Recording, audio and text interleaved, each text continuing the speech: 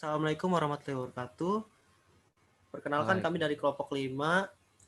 Di sini kami akan mempresentasikan proposal penelitian kami yang berjudul Pengaruh Kemajuan Teknologi Berkomunikasi pada Pembelajaran Daring saat Pandemi COVID-19.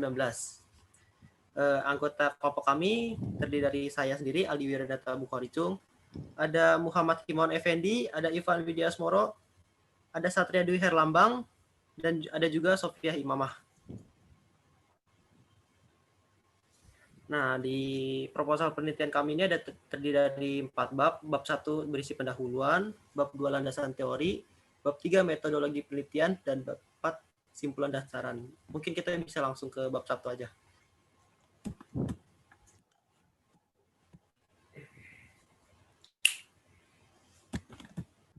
Teknologi komunikasi adalah perangkat atau software dan sebuah struktur yang mengandung nilai-nilai sosial yang memungkinkan setiap individu mengumpulkan, memproses, dan tukar-menukar informasi dengan individu-individu lainnya. Perkembangan teknologi komunikasi yang sangat pesat ditandai oleh adanya kebebasan dan pulih di antara berbagai metode dan alat untuk melayani kebutuhan manusia dalam komunikasi.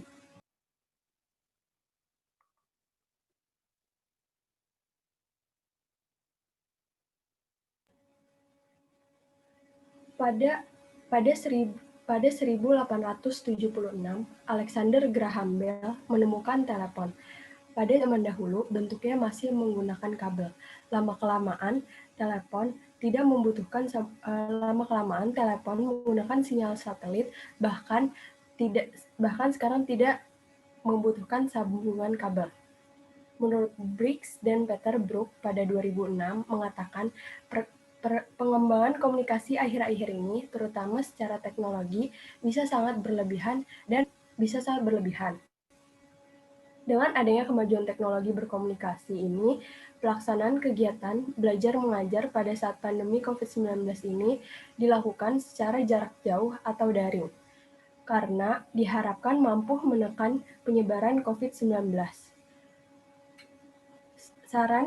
Sarana pembelajaran diantaranya melalui aplikasi Google Meet, Zoom, Google Classroom, Microsoft Teams, YouTube, televisi, maupun media sosial WhatsApp.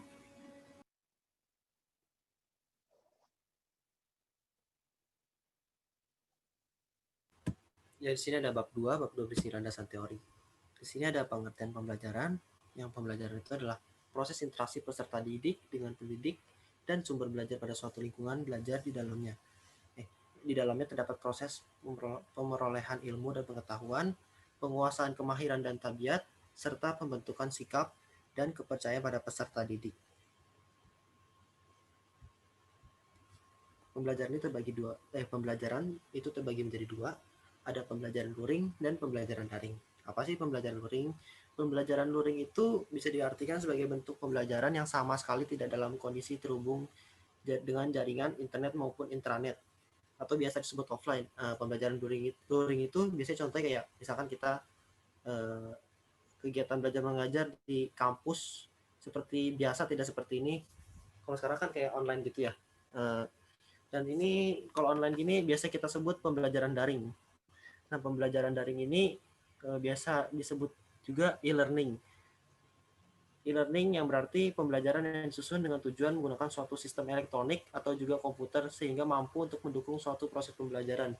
Jadi kayak pembelajaran daring ini kayak yang biasa kita lakukan seperti sekarang, pakai Microsoft Teams, Google Meet, atau yang lainnya.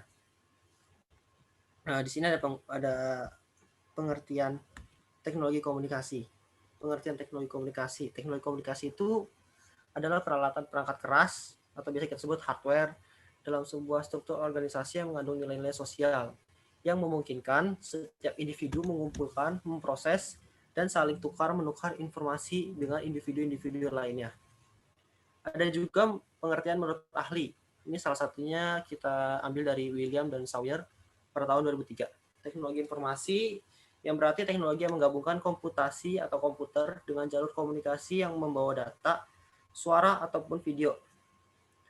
Ada pengaruh kemajuan teknologi pada saat ini. Pengaruh kemajuan teknologi pada saat ini sangat pesat dan sangat berdampak, khususnya pada bidang komunikasi yang terasa pada masa seperti ini. Dengan kemajuan ini kita dapat menemukan cara pembelajaran baru.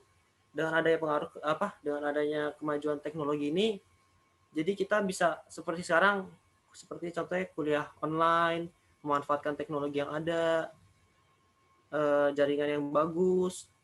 Jadi kita masih bisa menjalankan kehidupan secara normal walaupun dalam pandemi COVID-19 seperti saat ini.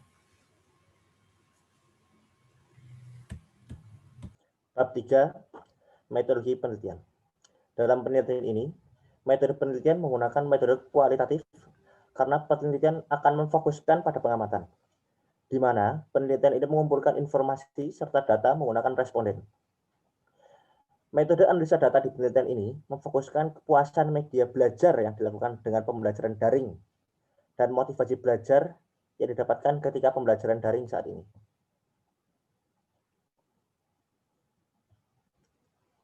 Nah,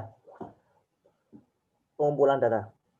Penelitian ini akan menggunakan pengumpulan data berupa kuesioner online, yaitu dengan cara wawancara melewati Zoom meeting, dan kuesioner menggunakan Google Form. Penelitian ini akan melihat range nilai kepuasan dan penjelasan mengapa responden memilihnya. Setelah peneliti mendapatkan hasil wawancara dan data kuesioner dari para responden, peneliti dapat membuat kesimpulan dan statistika tentang kepuasan dari hasil data yang didapatkan. Untuk alur penelitiannya, kita di penelitian ini mencari kepuasan terhadap penggunaan media belajar dan motivasi belajar apa yang didapatkan para pelajar ketika melakukan pembelajaran online seperti ini. Untuk langkah-langkah penelitian, karena metode penelitian ilmiah dilakukan secara sistematis dan berencana, maka terdapat langkah-langkah yang harus dilakukan secara urut dalam pelaksanaannya. Setiap langkah atau tahapan dilaksanakan secara terkontrol dan terjaga. Adapun langkah-langkah penelitian adalah sebagai berikut. 1. Perumusan masalah. Peneliti memilih masalah pengaruh kemajuan teknologi berkomunikasi pada pembelajaran daring saat pandemi COVID-19 dengan tujuan untuk mengetahui adanya pengaruh media daring dan motivasi belajar terhadap kepuasan mahasiswa pada pembelajaran pandemi COVID-19 ini. Yang kedua, pengumpulan bahan. Pemilihan bahan dalam penelitian ini adalah memilih bahan referensi yang diperlukan. Bahan referensi harus fakta agar bahan referensi itu dapat dipertanggungjawabkan kejelasannya. Ketiga, menentukan strategi. Penelitian ini dilakukan dengan menyelidiki kepuasan mahasiswa terhadap pembelajaran daring yang dilakukan selama pandemi COVID-19 dengan didasari keluhan mahasiswa di sosial media. Yang keempat, mengumpulkan data. Tujuan mengumpulkan data untuk memperoleh informasi. Data yang dikumpulkan harus sesuai dengan hasil penelitian yang dilakukan. Dalam pengumpulan data, pada penelitian kali ini berupa pengamatan dan melakukan kuesioner online. Yang kelima, pengolahan data. Sesudah mengumpulkan data-data yang sesuai, peneliti menggabungkan data yang didapat lalu data yang sudah didapat diolah agar peneliti melihat kepuasan mahasiswa terhadap pembelajaran daring. 6. Melaporkan hasil penelitian. Dari semua referensi dan data yang sudah didapatkan peneliti, digabung menjadi satu dengan menggunakan bahasa yang baik dan benar. Juga kalimat yang terstruktur, dibuatlah laporan hasil penelitian yang telah dilakukan. Ini bertujuan untuk menyampaikan hasil penelitian kepada pembaca dapat tersampaikan dengan jelas, sehingga pembaca dapat memahami laporan yang telah dibuat peneliti. Ya, bab 4 ini simpulan dan yang selanjutnya saran. Akibat melonjaknya kasus COVID-19, maka seluruh bidang kehidupan berubah drastis, terlebih lagi pada bidang pendidikan. Kegiatan belajar mengajar sekarang dilakukan secara daring dengan memanfaatkan teknologi berkomunikasi.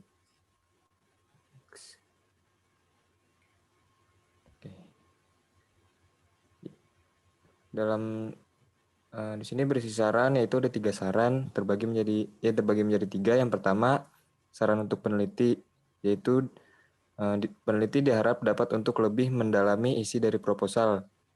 Yang kedua, saran untuk Universitas Pertamina, Diharapkan bagi pihak kampus untuk dapat mengoreksi dan membantu peneliti untuk dapat menerapkan wacana yang ada di proposal. Yang ketiga, saran untuk peneliti selanjutnya. Disarankan untuk meneliti lebih lanjut tentang pengaruh kemajuan teknologi berkomunikasi ini dengan melihat dari sudut pandang yang berbeda dari yang dilakukan oleh peneliti sebelumnya. Ya, mungkin cukup sekian dan terima kasih dari kelompok kami. Terima kasih juga sudah menonton. Assalamualaikum warahmatullahi wabarakatuh. Waalaikumsalam warahmatullahi wabarakatuh. Udah gitu jangan, Pan. Waalaikumsalam warahmatullahi